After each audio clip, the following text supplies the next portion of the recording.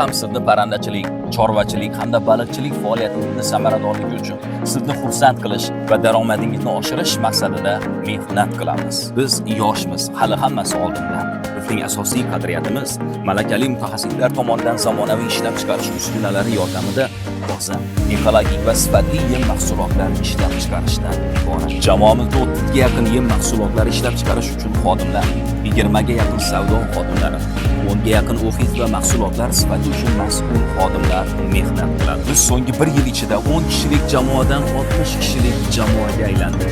Ishlab chiqarish ko'rsatkichlarimizni eng yuqori darajada ko'tardik. Biz barcha turdagi xonaki hayvonlar uchun yem mahsulotlari ishlab chiqarish imkoniyatiga egamiz. Biz yem mahsulotlarimizni nafaqat Xorazm, balki Qoraqalpog'iston va butun O'zbekiston bo'ylab yetkazib beramiz.